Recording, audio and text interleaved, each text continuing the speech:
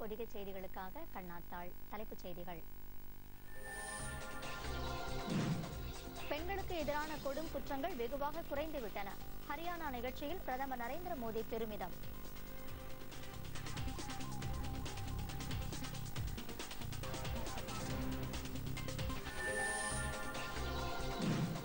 மறைந்த முன்னாள் பிரதமர் வாஜ்பேயியின் முழு உருவப்படம் நாடாளுமன்ற மைய மண்டபத்தில் திறந்து வைத்தார் குடியரசுத் தலைவர் ராம்நாத் கோவிந்த்.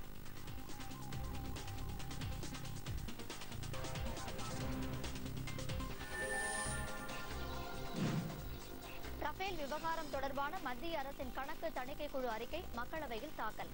கூட்டுக்குழு விசாரணை கோரி எதிர்க்கட்சிகள் வலியுறுத்தல். அரசு நிராகரிப்பு.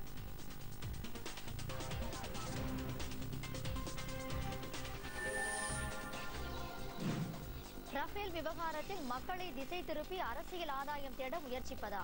எதிர்க்கட்சிகளுக்கு மத்திய அமைச்சர் ராஜ்நாத் சிங் கண்டனம்.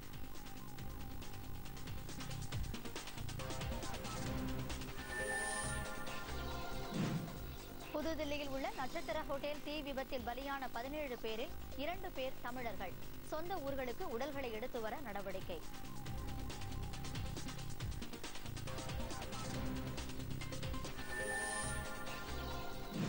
பாலாற்றின் குறுக்கே ஆந்திர அரசு தடுப்பணை கட்டுவதை தடுக்க சட்ட நடவடிக்கை எடுக்கப்படும் என முதலமைச்சர் எடப்பாடி பழனிசாமி உறுதி. வறுமை கோட்டிற்கு கீழே உள்ளவர்களுக்கு 2000 ரூபாய் உதவித்தொகை வங்கிக் கணக்கில் இந்த மாதமே செலுத்தப்படும் என அறிவிப்பு. விரிவான செய்திகள். பெண்களுக்கு எதிரான கொடும் குற்றங்கள் வெகுவாக குறைந்துவிட்டதாக பிரதமர் நரேந்திர மோடி கூறியுள்ளார். ஹரியானா மாநிலத்தில் பல்வேறு நிகழ்ச்சிகளில் பங்கேற்பதற்காக சென்றுள்ள பிரதமர் மோடி குருக்ஷேத்ராவில் நடைபெற்ற நிகழ்ச்சியில் ஸ்வச் சக்தி 2019 விருதுகளை பெண்களுக்கு வழங்கினார். மேலும் 6 வகையான வளர்ச்சி திட்டங்களுக்கு அடிக்கல் நாட்டிய அவர் நிகழ்ச்சியில் பேசுகையில் மாநிலத்தில் பெண்களின் வளர்ச்சிக்கு மனோகர்லால் கட்டார் அரசு அளப்பரிய பல திட்டங்களை செயல்படுத்தி அவர்களின் வாழ்க்கையை மேம்படுத்தியிருப்பதாக பாராட்டினார். இதனால் பெண்களுக்கு எதிரான கொடும் குற்றங்கள் வெகுவாக குறைந்துள்ளன என்றும் அவர் பெருமிதம் தெரிவித்தார். ஹரியானா மாநிலத்தில் பெண்கள் தலைமை பண்புடன் செயல்படும் நிலை ஏற்பட்டிருப்பதாகவும் பொது இடங்களில் கழிப்பறைகளை பயன்படுத்தும் நிலை மாறியுள்ளதாகவும் கூறினார். இந்த நாட்டு மகள்களுக்கு அதிகாரம் அளித்தால் சமுதாயம் அதிகாரம் பெறும் என்பது ஹரியானாவில் கண்கூடாகியுள்ளது என்றும் பிரதமர் நரேந்திர மோடி குறிப்பிட்டார். हजारों साल पहले इसी धरती पर एक स्वच्छता का अभियान हुआ था. श्री कृष्ण के नेतृत्व में हुआ था और अनैतिकता को साफ करने का काम हुआ था. आज युग बदला है. हम रोजमर्रा की जिंदगी में सफाई के लिए लड़ाई लड़ रहे हैं. முன்னதாக குருக்ஷேத்ரா செல்லும் வழியில் பிரதமர் மோடி பிரம்ம சரோவர் அணையின் எழில்மிகு தோற்றத்தை படம் எடுத்து தமது பக்கத்தில் வெளியிட்டுள்ளார். இனி ஹரியானாவுக்கு சுற்றுலா செல்வோர் இந்த அணையையும் பார்த்து மகிழுங்கள் என்று அவர் கூறியுள்ளார்.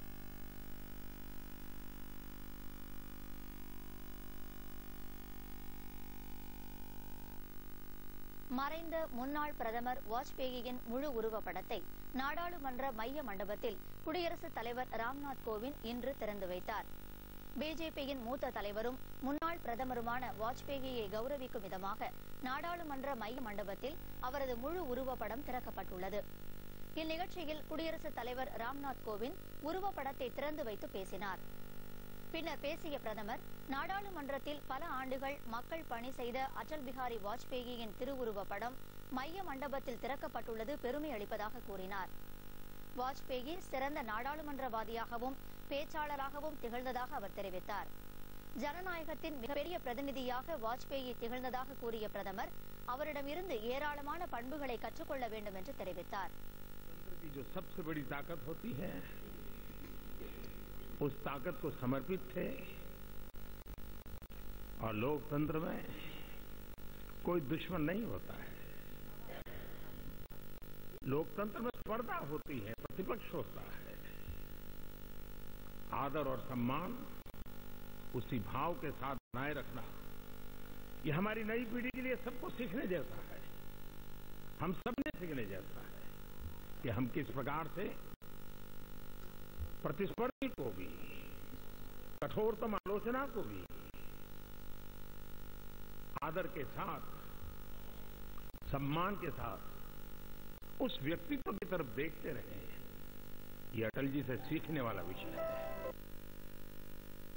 நிகழ்ச்சியில் குடியரசு துணைத் தலைவர் வெங்கையா நாயுடு, மக்களவைத் தலைவர் சுமித்ரா மகாஜன், முன்னாள் பிரதமர்கள் மன்மோகன் சிங், தேவேகவுடா, பிஜேபி மூத்த தலைவர் எல்.கே. அத்வானி, ஐக்கிய முற்போக்கு கூட்டணி தலைவர் சோனியா காந்தி, காங்கிரஸ் மூத்த தலைவர் குலாம் நபி ஆசாத், மத்திய அமைச்சர்கள், நாடாளுமன்ற உறுப்பினர்கள் உள்ளிட்ட பலர் கலந்து கொண்டனர்.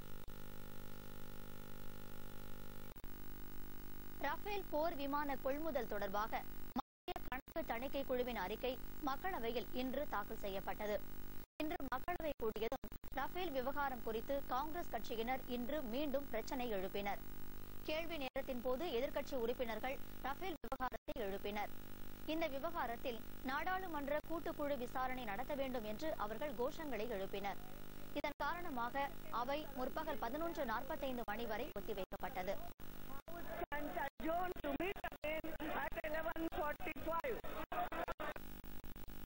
பின்னர் அவை கூடியதும் மக்களவை காங்கிரஸ் தலைவர் மல்லிகார்ஜுன கார்கே ரஃபேல் விவகாரத்தில் நாடாளுமன்ற கூட்டுக்குழு விசாரணைக்கு மத்திய அரசு அஞ்சுவது ஏன் என்று கேள்வி எழுப்பினார்.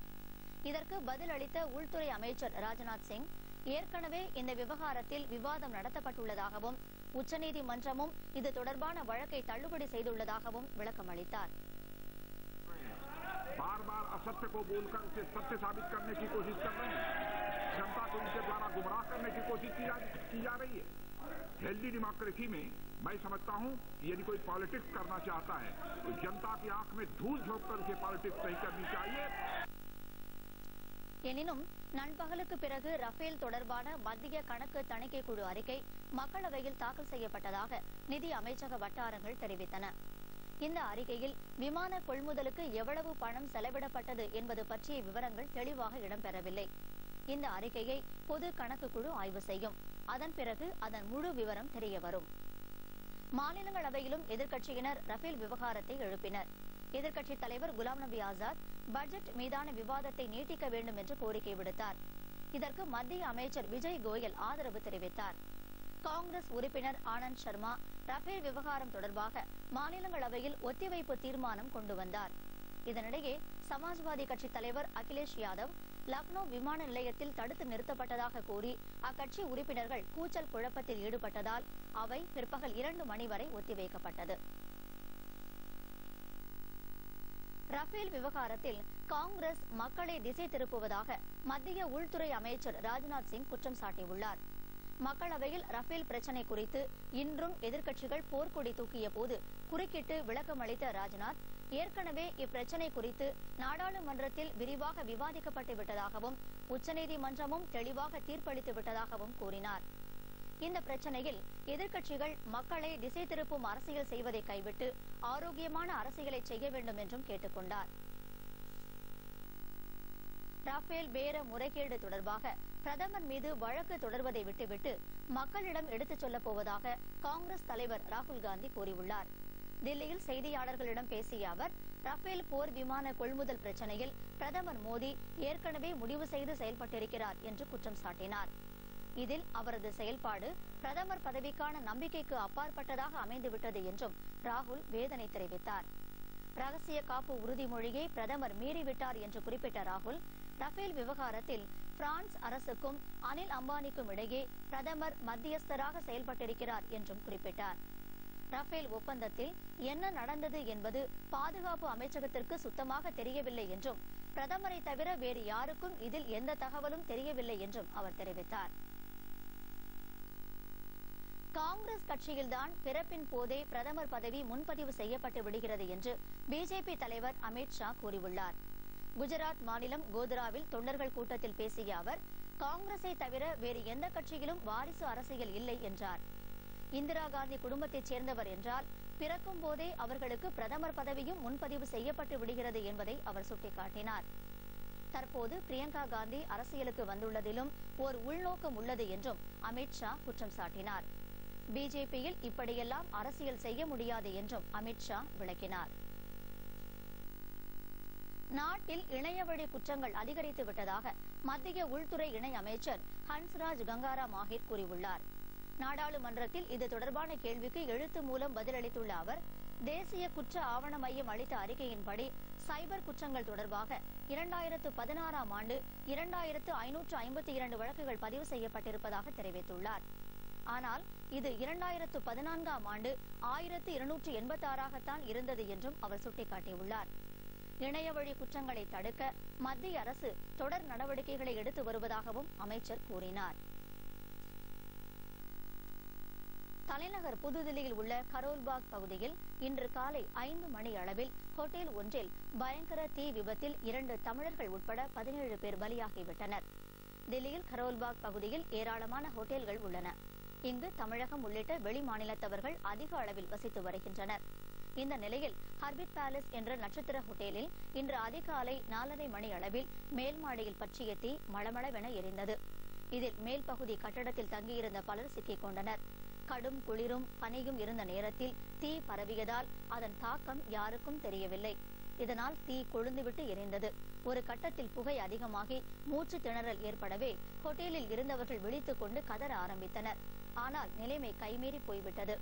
4வது மாடியில் இருந்தவர்கள் புகை மண்டலத்தில் சிக்கி வெளிவர முடியாமல் தவித்தனர். தீயணைப்பு படையினர் விரைந்தோடி வந்து தீயை அணைக்க முற்பட்ட போதிலும் 17 பேர் உடல் கருகி உயிரிழந்து விட்டனர். எஞ்சிய பகுதியில் தீ பரவாமல் தடுத்து நிறுத்திய வீரர்கள் உயிருக்கு போராடியவர்களை பத்திரமாக மீட்டனர். எனினும் மூச்சு திணறல், தீக்காயம் போன்றவற்றால் 20க்கும் மேற்பட்டோர் பாதிக்கப்பட்டு மருத்துவமனைக்கு அனுப்பி வைக்கப்பட்டனர். உயிரிழந்தவர்களை அடையாளம் காணும் பணி மேற்கொள்ளப்பட்டதில் 2 பேர் திருப்பூர் அருகே உள்ள ஜவுளி ஆலை ஊழியர்கள் என்பது தெரியவந்துள்ளது.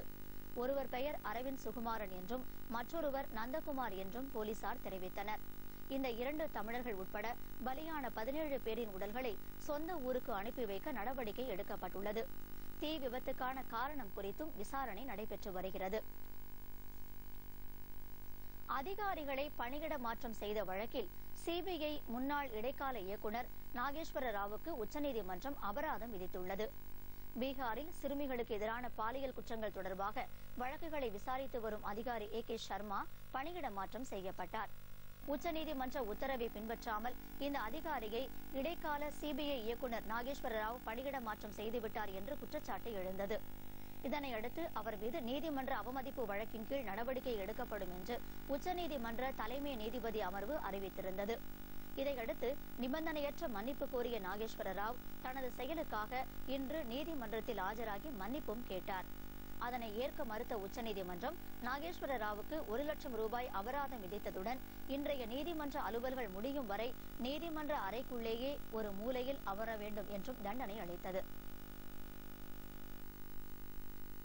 பிகானேர் நில மோசடி வழக்கில் காங்கிரஸ் கட்சி பொதுச் செயலாளர் பிரியங்கா காந்தியின் கணவர் ராபர்ட் வத்ரா மற்றும் அவரது தாயார் இன்று ஜெய்ப்பூர் அமலாக்கத்துறை அலுவலகத்தில் ஆஜராகி விளக்கம் அளித்தார். இந்த வழக்கில் 4வது முறையாக வத்ரா அமலாக்கத்துறையிடம் ஆஜராகி விளக்கம் அளித்தார். ஏற்கனவே பண முறைகேடு வழக்கில் கடந்த வாரம் தில்லி அமலாக்கத்துறையில் வதேரா நேரில் ஆஜராகி விளக்கம் அளித்தார். 2015ஆம் ஆண்டு சட்டவிரோதமாக நில ஒதுக்கீடு வழங்கிய வழக்கில் ராஜஸ்தான் காவல்துறையினர் வழக்கு பதிவு செய்ததன் பேரில் அமலாக்கத்துறை இந்த விசாரணையை மேற்கொண்டுள்ளது. இந்த வழக்கில் ஆஜராவதில் இருந்து விலக்கு அளிக்க கோரி வதேரா மற்றும் அவரது தாயார் தாக்கல் செய்த மனுவை ஜெய்ப்பூர் நீதிமன்றம் தள்ளுபடி செய்தது.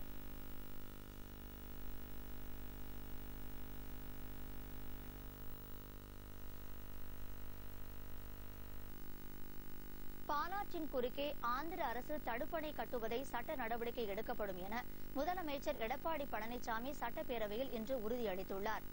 பாலாற்றின் குறுக்கே ஆந்திர அரசு தடுப்பணை கட்டுவது தொடர்பாக மத்திய அரசுக்கும் ஆந்திர அரசுக்கும் எதிர்ப்பு தெரிவித்து தமிழகத்தின் உரிமையை நிலைநாட்டும் வகையில் கடிதம் எழுதப்பட்டுள்ளதாக முதலமைச்சர் எடப்பாடி பழனிசாமி இன்று சட்டப்பேரவையில் தெரிவித்தார். இதுகுறித்து திமுக மற்றும் காங்கிரஸ் கொண்டு வந்த கவன ஈர்ப்பு தீர்மானத்துக்கு பதிலளித்த முதலமைச்சர் மத்திய நீர்வள ஆதாரத்துறை அமைச்சர் நடத்திய மாநாட்டில் தமிழகத்தின் சார்பில் ஏற்கனவே எதிர்ப்பு தெரிவிக்கப்பட்டுள்ளதையும் சுட்டிக்காட்டினார். ஆந்திர அரசின் நடவடிக்கைக்கு மத்திய அரசு சாதகமான பதில் வராத நிலையில் உச்சநீதிமன்றத்தில் தமிழக அரசின் சார்பில் வழக்கு தொடுக்கப்பட்டுள்ளதாகவும் இந்த வழக்கில் தீர்ப்பு தமிழக அரசுக்கு சாதகமாக வரும் என்றும் முதலமைச்சர் நம்பிக்கை தெரிவித்தார். ஆதி திராவிடர்களுக்கான ஈமச்சடங்கு உதவித்தொகை கடந்த ஆண்டு தலா 2500 ரூபாய் வீதம் 18,692 நபர்களுக்கு வழங்கப்பட்டுள்ளதாக முதலமைச்சர் எடப்பாடி பழனிசாமி சட்டப்பேரவையில் தெரிவித்தார். வரும் வரையில் தடுப்பணையில் கட்டப்படக்கூடாது எனவும் இவ்வரசின் நீர்வள ஆதாரத்துறைக்கு அறிவுரை வழங்குமாறு 6/2/2019 அன்று ஆந்திர அரசு கடிதம் அனுப்பப்பட்டுள்ளது. பாலாறு நதிநீர் பிரச்சனையில் 4 புரட்சி தலைவி அம்மாவின் வழியில் செயல்படும் இந்த அரசு மிக உன்னிப்புடனும் கவனத்துடனும் சட்ட ரீதியாகவும் பிரச்சனையை தொடர்ந்து அணுகி வருகிறது எனவும் தமிழ்நாட்டின் உரிமையை நிலைநாட்டுவதற்கு மாண்பு அம்மாவின் அரசு அனைத்து ஆக்கப்பூர்வமான நடவடிக்கைகள் மேற்கொண்டு வருகிறது என்பதையும் தங்கள் வாயிலாக மாண்பு உறுப்பினர் அவர்களுக்கு தெரிவித்துக் கொள்கிறேன்.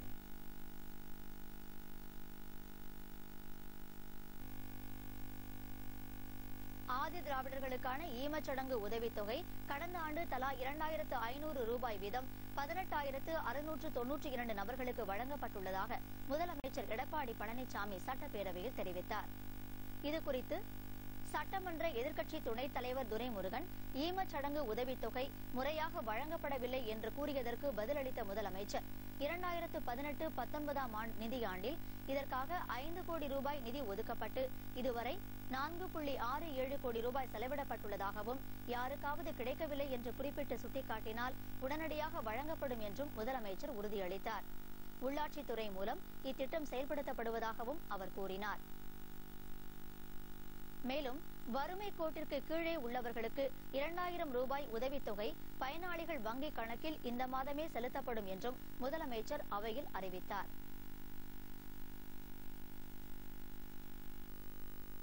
மத்தியில் பிஜேபி அரசை தொடர்ந்து விமர்சனம் செய்து வரும் மக்களவை துணை சபாநாயகர் தம்பிதுரையின் பேச்சுக்கள் அஇஅதிமுகவின் பிரச்சனையாகத்தான் எடுத்துக்கொள்ள முடியும் என்று பிஜேபி தேசிய செயலாளர் முரளிதர் ராவ் தெரிவித்துள்ளார். கோவையில் ஜவுளித்துறையினரின் கலந்துரையாடல் நிகழ்ச்சியில் கலந்து கொண்ட பின் செய்தியாளர்களிடம் பேசிய அவர் இதனை தெரிவித்தார். விவசாயத்திற்கு அடுத்தபடியாக ஜவுளித்துறைதான் அதிக வேலைவாய்ப்பை வழங்குவதாகவும் கோவை, திருப்பூர், கரூர் மாவட்டங்கள் இத்துறையில் முன்னோடியாக விளங்குவதாகவும் அவர் குறிப்பிட்டார். தமிழகத்தில் தோழமை கட்சிகளுடன் தேர்தல் கூட்டணி குறித்து பேச்சுவார்த்தை நடத்தி வருவதாக தெரிவித்த அவர் பேச்சு முடிந்த பிறகு கூட்டணி முழு வடிவம் பெறும் என்றார். முன்னதாக ஜவுளித்துறையினருடனான கலந்துரையாடல் நிகழ்ச்சியில் பிஜேபி மூத்த தலைவர்கள் சி.பி. ராதாகிருஷ்ணன், வானதி ஸ்ரீனிவாசன், ஜி.கே. நாகராஜ் ஆகியோரும் கலந்து கொண்டனர். திமுக, காங்கிரசின் மெகா கூட்டணிக்கு எதிராக மக்கள் நலனில் அக்கறை உள்ள கட்சிகளுடன் இணைந்து மகா கூட்டணியை அமைப்போம் என்று பிஜேபி மாநில தலைவர் தமிழிசை சவுந்தரராஜன் நம்பிக்கை தெரிவித்துள்ளார். சென்னையில் இன்று மக்கள் சந்திப்பு நிகழ்ச்சிக்கு பிறகு செய்தியாளர்களிடம் பேசிய அவர் திமுக, காங்கிரஸ் கூட்டணியில் எந்தெந்த கட்சிகள் இடம்பெறும் என்பது இன்னும் முடிவாகவில்லை என்றார். ஆனால் பிஜேபி கொள்கை அடிப்படையில் மக்கள் நலனில் அக்கறை உள்ள கட்சிகளுடன் இணைந்து வலுவான கூட்டணி அமைக்கும் என்றார். கட்சி தலைமை உத்தரவிட்டால் மக்களவைத் தேர்தலில் போட்டியிட தாம் தயார் என்றும் தமிழிசை கூறினார். பிரதமர் நரேந்திர மோடியின் கன்னியாகுமரி பயண திட்டம் மாற்றப்பட்டுள்ளது என்றும் அவர் குறிப்பிட்டார். தமிழகத்தில் வறுமை கோட்டிற்கு கீழே உள்ளவர்களுக்கு 2000 ரூபாய் வழங்கப்படும் என்ற அறிவிப்பை வரவேற்பதாகவும் அவர் தெரிவித்தார். அடுத்து சில முக்கிய செய்திகளை விரைவுச் செய்திகளாக பார்ப்போம். சட்டவிரோத மதுக்கடை பார்களை உடனடியாக மூடிவிட்டு அது தொடர்பான அறிக்கையை ஒரு வாரத்திற்குள் தாக்கல் செய்யுமாறு தமிழக அரசுக்கு சென்னை உயர்நீதிமன்றம் உத்தரவிட்டுள்ளது. டாஸ்மாக் மதுபான பார்களில் விலை கட்டுப்பாடு, அடிப்படை வசதிகள் தொடர்பாக கோவையைச் சேர்ந்த ஒருவர் பொதுநல வழக்கு ஒன்றை உயர்நீதிமன்றத்தில் தாக்கல் செய்துள்ளார். இந்த வழக்கு நீதிபதி மணிக்குமார் சுப்பிரமணியம் பிரசாத் அமர்வு முன்பு விசாரணைக்கு வந்தது. அப்போது தமிழக அரசு சார்பில் ஆஜரான வழக்கறிஞர் அதிக விலைக்கு மது வகைகளை விற்பனை செய்ததாக 200 டாஸ்மாக் ஊழியர்கள் மீது வழக்கு பதிவு செய்திருப்பதாகவும் தொடர்ந்து அனுமதியின்றி செயல்பட்டு வரும் பார்கள் மீது திடீர் சோதனைகள் செய்து நடவடிக்கை எடுக்கப்பட்டு வருவதாகவும் தெரிவித்தார். இதனை பதிவு செய்த நீதிபதி அனைத்து மாவட்ட ஆட்சியர்கள், டாஸ்மாக் நிர்வாக இயக்குநர், உள்துறை மற்றும் மதுவிலக்கு ஆயத்துறை செயலாளர் ஆகியோரிடம் அறிக்கை பெற்று சட்டவிரோதமாக செயல்பட்டு வரும் பார்களை உடனடியாக மூட நடவடிக்கை எடுக்க வேண்டும் என்றும் இதுகுறித்து அறிக்கையை வரும் 20ஆம் தேதிக்குள் தாக்கல் செய்ய வேண்டும் என்றும் கூறி வழக்கை ஒத்திவைத்தனர். வங்காள விரிகுடாவில் இன்று லேசான நிலநடுக்கம் ஏற்பட்டது. ரிக்டர் அளவுகோலில் 5.4 பதிவான இந்த நிலநடுக்கத்தால் பாதிப்புகள் ஏதும் ஏற்படவில்லை. லேசான இந்த நிலநடுக்கத்தால் சுனாமி ஏற்பட வாய்ப்பில்லை என ஐதராபாத்தில் உள்ள சுனாமி எச்சரிக்கை மையம் கூறியுள்ளது. சென்னையிலிருந்து 606 கிலோமீட்டர் தொலைவில் கடலுக்கு அடியில் 10 கிலோமீட்டர் ஆழத்தில் நிலநடுக்கம் ஏற்பட்டதால் சென்னையின் கடலோர பகுதிகளில் லேசான நில அதிர்வு உணரப்பட்டது. எரிபொருள் மாற்றத்திற்கு தகுந்தவாறு இந்திய ஆயுள் கார்ப்பரேஷனின் செயல்பாடு சிறப்பாக இருக்கும் என அந்நிறுவனத்தின் தமிழ்நாடு மற்றும் புதுச்சேரி மாநில செயல் இயக்குநர் சித்தார்த்தன் தெரிவித்துள்ளார். தர்மபுரி மாவட்டம் பாளையம்புதூரில் சுமார் 2 கோடி ரூபாய் மதிப்பில் அமைக்கப்பட்டுள்ள பெட்ரோல் விற்பனை மையத்தை திறந்து வைத்து பேசிய போது இதனை தெரிவித்தார்.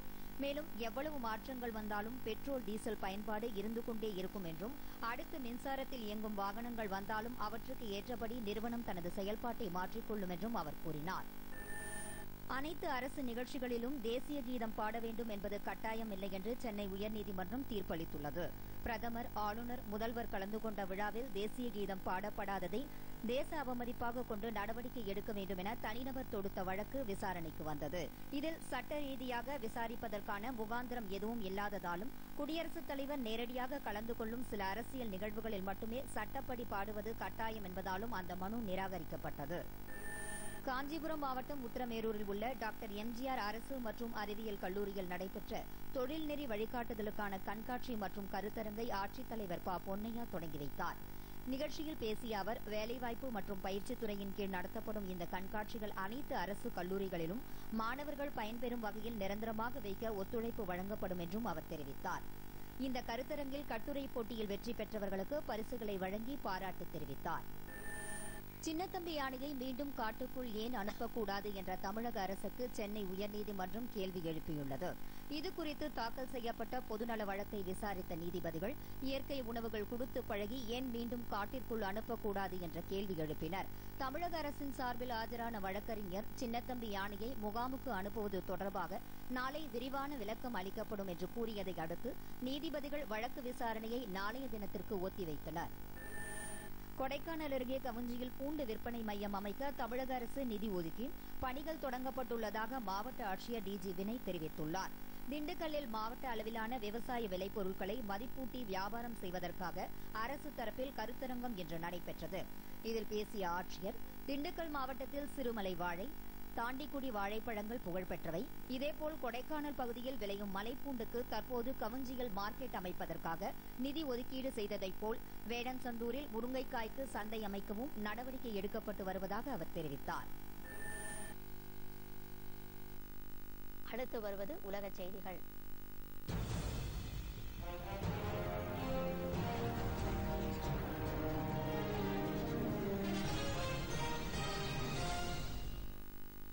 சிரியாவில் அமெரிக்க வான்படை தாக்குதலில் 16 அப்பாவி பொதுமக்கள் கொல்லப்பட்டனர். பாகவுஸ் என்ற நகரில் IS தீவிரவாதிகள் பதுங்கியுள்ள பகுதிகளை கண்டறிந்து அந்த பகுதியில் தாக்குதல் நடத்தப்பட்டது. இதில் 28 தீவிரவாதிகள் கொல்லப்பட்டதாகவும் குழந்தைகள் உட்பட 16 பேர் உயிரிழந்ததாகவும் சிரியாவின் மனித உரிமை கண்காணிப்பு நிறுவனம் சார்பில் தெரிவிக்கப்பட்டுள்ளது.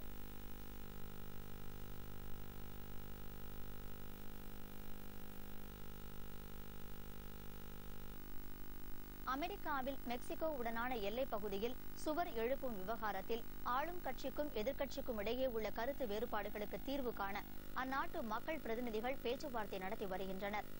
இந்த விவகாரத்தில் சுவர் எழுப்புவதற்காக 1.4 பில்லியன் அமெரிக்க டாலர் நிதி ஒதுக்குவதற்கு ஆளும் கட்சியான குடியரசுக் கட்சியினர் ஒப்புக்கொண்டுள்ளனர். அதிபர் டொனால்டு டிரம்ப் 5.7 பில்லியன் நிதி கோரியிருந்த நிலையில் நிர்வாக முடக்கத்தை தவிர்ப்பதற்காக குறைந்த நிதியை ஏற்றுக்கொள்ள ஆளும் கட்சியினர் ஒப்புக்கொண்டுள்ளதாக செய்திகள் தெரிவிக்கின்றன. இந்த விவகாரத்தில் பிரச்சினைக்கு தீர்வு காணப்பட்டுள்ளதாக அமெரிக்க செனட் சபை உறுப்பினர் குழு தலைவர் ரிச்சர்ட் தெரிவித்துள்ளார்.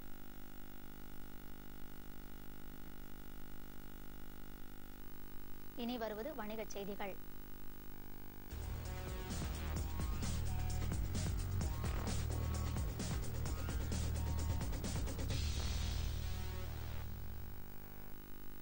பங்குச் சந்தைகள் இன்று இறக்கத்துடன் நிறைவடைந்தன. மும்பை பங்குச்சந்தை குறியீட்டு எண் சென்செக்ஸ் இன்றைய வர்த்தக நேர இறுதியில் 241 புள்ளிகள் குறைந்து 36,153 நிலை பெற்றது. தேசிய பங்குச்சந்தை குறியீட்டு எண் நிப்டியும் 53 புள்ளிகள் குறைந்து 10,831 வணிகமானது. அமெரிக்க டாலருக்கு நிகரான இந்திய ரூபாயின் மதிப்பு 30 காசுகள் அதிகரித்து 70 ரூபாய் 88 காசுகளாக உள்ளது. சென்னையில் ஆபரண தங்கத்தின் விலை சவரனுக்கு 25,160 ரூபாய்க்கு விற்பனையானது. 1 கிராம் தங்கம் 3,145 ரூபாயாக உள்ளது. பார் வெள்ளி 43,100 ரூபாய்க்கும் 1 கிராம் வெள்ளி 43 ரூபாய் 10 காசுகளுக்கும் விற்பனையாகிறது. சென்னையில் 1 லிட்டர் பெட்ரோல் 73 ரூபாய்க்கும் டீசல் 1 லிட்டர் 69 ரூபாய் 32 காசுகளுக்கும் விற்பனையாகிறது. இனி வருவது விளையாட்டுச் செய்திகள்.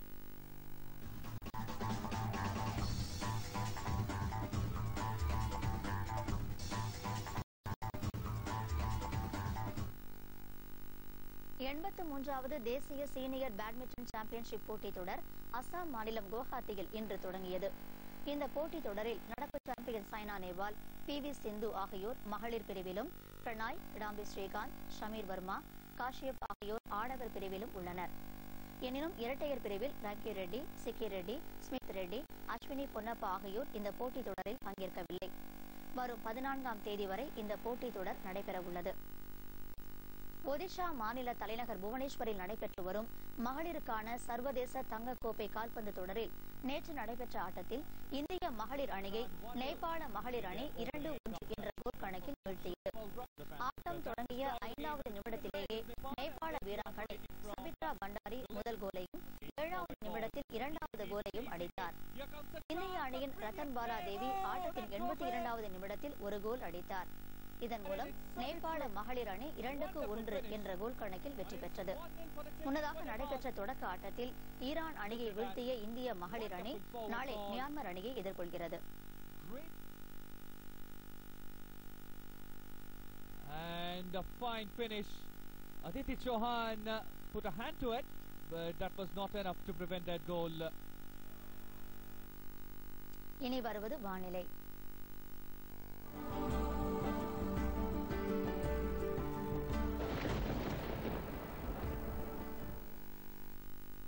தமிழகம் மற்றும் புதுச்சேரியில் அடுத்த 24 மணி நேரத்தில் வறண்ட வானிலையே நிலவும் என்று சென்னை வானிலை ஆய்வு மையம் தெரிவித்துள்ளது. தென் தமிழகத்தின் ஓரிரு இடங்களில் புழுதிக்காற்று வீச வாய்ப்புள்ளதாக அந்த மையம் தெரிவித்துள்ளது. சென்னை நகரை பொறுத்தவரை வானம் ஓரளவு மேகமூட்டத்துடன் காணப்படும் என்றும் அதிகபட்ச வெப்பநிலை 31 டிகிரி செல்சியஸாகவும் குறைந்தபட்ச வெப்பநிலை 25 டிகிரி செல்சியஸாகவும் இருக்கும் என்றும் அந்த மையம் தெரிவித்துள்ளது.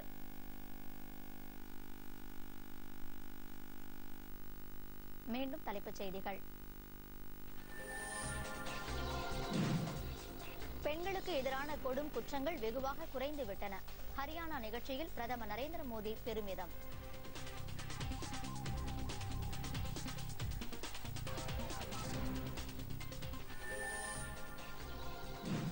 மறைந்த முன்னாள் பிரதமர் வாஜ்பேயியின் முழு உருவப்படம் நாடாளுமன்ற மைய மண்டபத்தில் திறந்து வைத்தார் குடியரசுத் தலைவர் ராம்நாத் கோவிந்த்.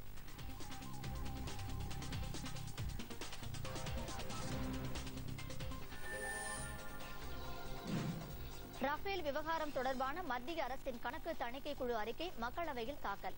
கூட்டுக்குழு விசாரணை கோரி எதிர்க்கட்சிகள் வலியுறுத்தல். அரசு நிராகரிப்பு.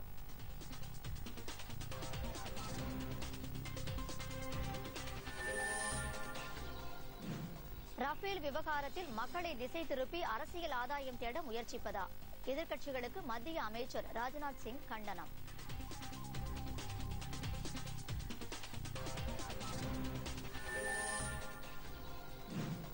புதுதில்லியில் உள்ள நட்சத்திர ஹோட்டல் தீ விபத்தில் பலியான 17 பேரில் 2 பேர் தமிழர்கள். சொந்த ஊர்களுக்கு உடல்களை எடுத்து வர நடவடிக்கை.